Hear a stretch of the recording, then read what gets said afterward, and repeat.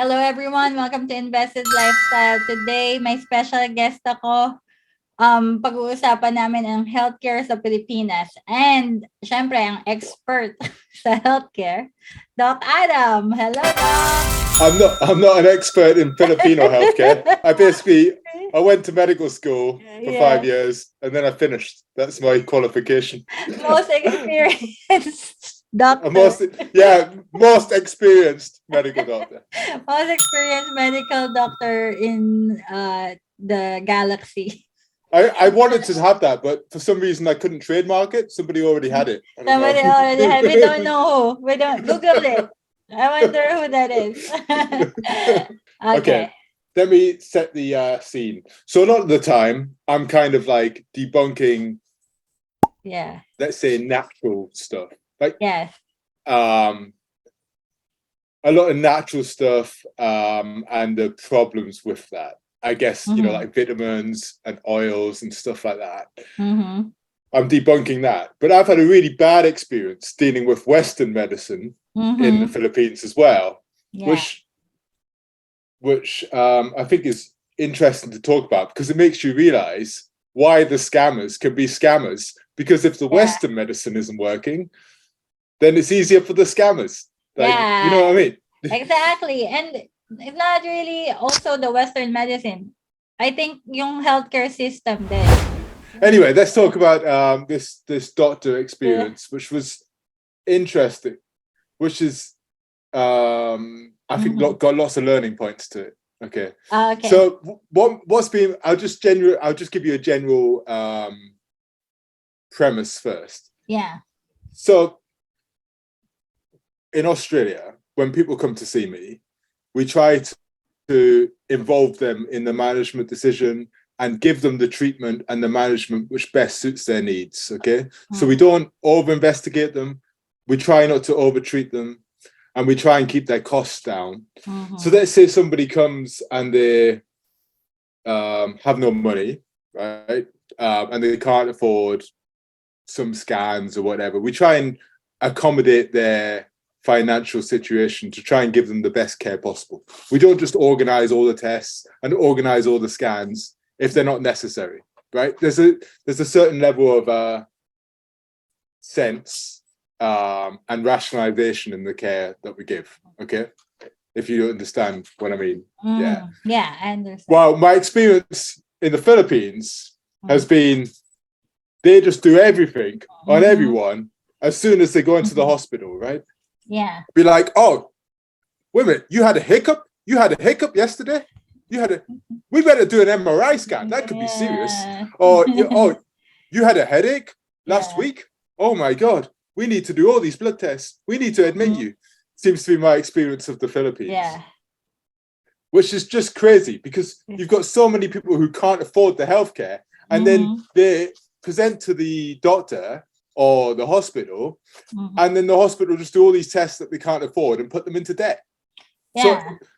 So as a result, everyone's scared of the hospital because they know as soon as they go there with their sore little toe, then they go and get a bill for 100,000 pesos because they've had every test going, right? Yeah. It's crazy. It's crazy. If somebody comes to the hospital with no money, you should just do what best suits their needs, within their capabilities. Like to over-investigate and over-treat in a population that can't afford it is crazy. I don't get it. I mean, I don't want to generalize again, and because I have had some good experiences with some Filipino doctors as well. So like I have had some good ones.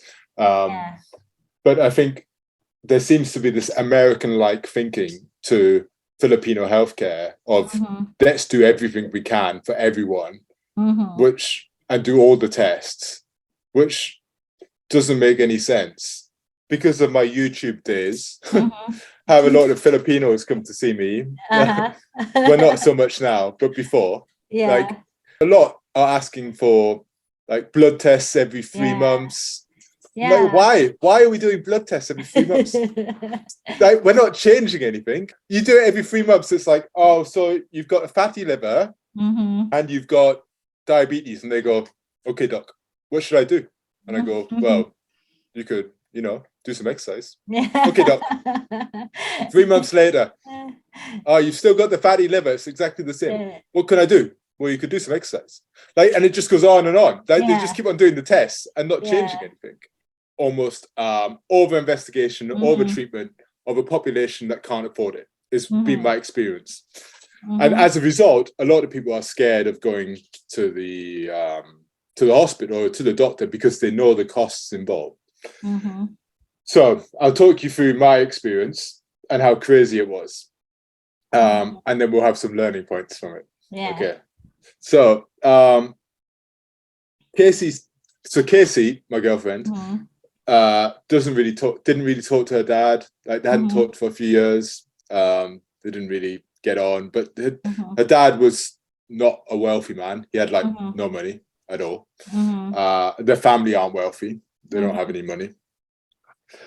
A couple of years ago, her dad was getting lung problems, and it looked like he had lung cancer. I think this is all, we're just hearing this from Casey's family, but it looked like he had lung cancer, and he decided not to treat this cancer. He didn't want to treat it, so he just stayed at home smoking his cigarettes, smoking, I don't know, 30 or 40 cigarettes every day, coughing. He just wanted to live his life, have his cigarettes, and let the cancer advance. He didn't want to treat it. He didn't want to see any doctors. He didn't want any of that. So he didn't. And then, so it goes on for 2 years, and this cancer gets worse and worse and worse, to my knowledge. And then he gets to a point where he can't breathe. Suddenly one day he can't breathe. He's breathless, out of breath. He goes to the hospital, which we won't say the name. He goes to a very expensive hospital in Manila. They do an X-ray and blood tests and stuff, and they're like, "Oh, he's got advanced lung cancer. He's in renal failure. He's in kidney failure, advanced lung cancer. He's 40 kilos or something. He's basically dying. He's dying, right? He's just dying. He should have just been allowed to die. But the hospital, instead of saying, look, this guy's dying, maybe take him home, get him comfortable, let him die in his own house, they instead admit him to the intensive care unit and start treating his respiratory failure, his renal failure, his heart failure with all the drugs and all the advanced medicine there is, right? So he's in intensive care, having everything done, everything. Even though he's got advanced lung cancer and he's nearly dead, they're doing everything trying to keep him alive. So me and Casey don't know about this until 2 days later, and her sister rings and she's like, oh, he's in intensive care, he's having all this stuff done. So I'm as a doctor, I'm what? Why are they doing all that? That's wrong. That's ethically wrong. Not only is it expensive, it's also unfair on him. He just wanted to die at home, and they're doing all these tests, putting needles in his arm, putting catheters in, doing everything to him while he's basically dying. So basically I'm this guy should be at home. We need to get him out of the hospital. So I'm put me on the phone to a doctor.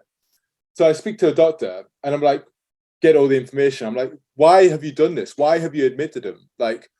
Why did you admit him from the emergency department? He shouldn't have been admitted. He should have been sent home to die and to be comfortable. What are you doing?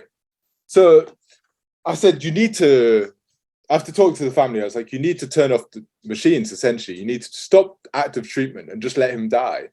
And the doctor goes to me, oh, sorry, sir, we don't do euthanasia here. I'm euthanasia? Euthanasia? It's not euthanasia. Euthanasia is when you kill somebody. I'm talking about just stopping the active treatment that he's having because it's not helping him and it's costing the family a fortune. So anyway, after 2 days, they finally stop all the treatment and he dies, right? And the family have left with this bill of 2 million pesos or something crazy. I don't know. It might be 2 or 3 million, 2 or 3 million pesos, which they obviously can't pay. So then the family then start asking everyone for money and getting donations and all this crazy stuff. And the whole experience was just nuts, because based on my medical opinion and the knowledge I had, he never should have been admitted to hospital. Like, he should have just been kept at home. And if the doctor, when he turned up at the hospital, had actually had a discussion with him and said, oh, well, we could do all this treatment, but it will cost you millions of pesos, or we could say, and you probably won't get better because you've got advanced lung cancer, so you probably go die anyway, or we could just send you home, then I'm sure he would have been sent home. But instead, the doctors just did all the tests, everything, and basically wasted 2 million pesos. A similar thing happened here. Andrew's uncle, which he got cancer too. Maybe a few weeks in the hospital, he's not getting better. So the doctor also talked to their family, and then they had discussed like hospice care. Yeah. So basically it's just gonna be like they're gonna make him the most comfortable as possible, you know, because ang daming they have so many things like na nakakabit. What do you call that in English? It's so just like catheters and cannulas and all that. And he's in pain. He's just in pain. So at least if he's like in hospice care, like he's getting more comfortable, and then he can die peacefully. It's not just the money, right? It's also was wrong because it was never going to work. Like you were never going to reverse this man's lung cancer. The guy had advanced lung cancer that he didn't want to treat. And yet you're talking about doing kidney dialysis, heart failure treatment. If I hadn't interfered, if I hadn't spoke to the doctor, he would have sat there in intensive care for weeks, costing a fortune, and then died, right? Like it would have cost the family tens of millions of pesos. Like for nothing. It's a total waste of money. Which actually happened to my grandpa too. So it happens all the time. It happened. It's not. It happens all the time. He was in the ICU. This was like 2008. So it's a little bit cheaper. He was in the ICU for 6 months. So all his life he saved all his money. So I think they paid like 5 million pesos. What a waste of money. 5 million so pesos. Stupid. It's so stupid. And like he was just like he can't even eat. He has like what do you call it? Tracheostomy, So he was just bedridden. He was just there for 6 months. So one of the ways you avoid that is you need to have an advanced care plan. So you put down legally on a bit of paper what treatment you want in what situations. So he clearly didn't want any treatment. So if that had been written down on some paper, they could have just given it to the doctor, and the doctor could have acted on it.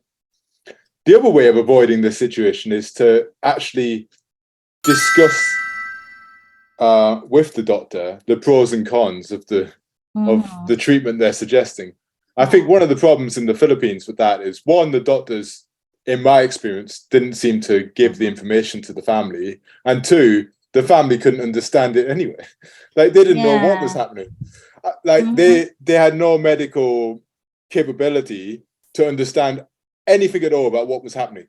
All we had was Casey's sister was saying, I would do anything to save his life. Like it was just like not rational thinking at all. Like it's not the right way to go about things. You need to think objectively in that situation and not just use emotions. So anyway, the family ended up with this crazy bill, which could have been avoided. Charlie, he's found the bubble wrap. Look, it was. So I mean, it could have really been avoided, and with some discussion with the doctor, they could have avoided that. Like, there's some ethics involved in charging a family or sending a family down a route that's going to cost them millions of pesos when they don't have any money at all, in somebody who has advanced cancer that isn't going to get better. So I think they need to be having serious, detailed discussions with the family and going, look, this is the consequence of your decision right now. Like the consequence is he won't get better and you're going to spend millions of pesos instead of just going, oh yeah, we'll send him to intensive care. We'll try. Yeah. We have like a family member asking for donations.